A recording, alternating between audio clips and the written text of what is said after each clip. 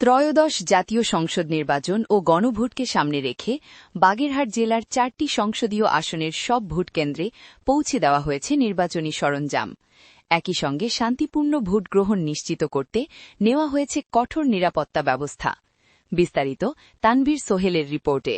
বাগেরহাট জেলার ৪টি সংসদীয় আসনের ৫৪৭টি ভোট কেন্দ্রে পৌঁছে গেছে নির্বাচনী সরঞ্জাম।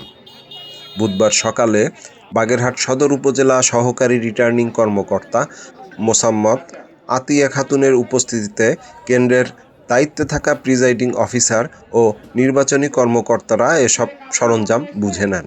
নির্বাচনী সরঞ্জামের মধ্যে রয়েছে স্বচ্ছ ব্যালট বক্স, অমোচনীয় কালি, দলীয় ভোটের জন্য সাদা ব্যালট পেপার, গণভোটের জন্য গোলাপি ব্যালট পেপার এবং ভোটার তালিকা। নিরাপত্তা ব্যবস্থার অংশ হিসেবে প্রতিটি ভোট কেন্দ্রে ১৩ জন করে আনসার সদস্য মোতায়েন থাকবে, যার মধ্যে ৩ জন থাকবে সশস্ত্র।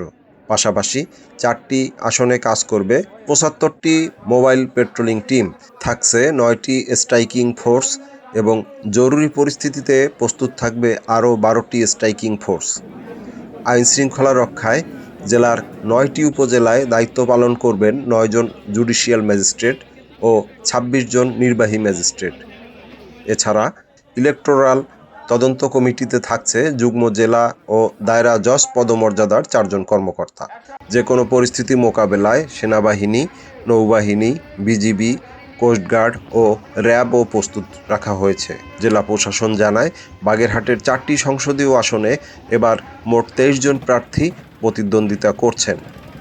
বাগেরহাট থেকে তানভীর সোহেল, জাগো বাংলা নিউজ।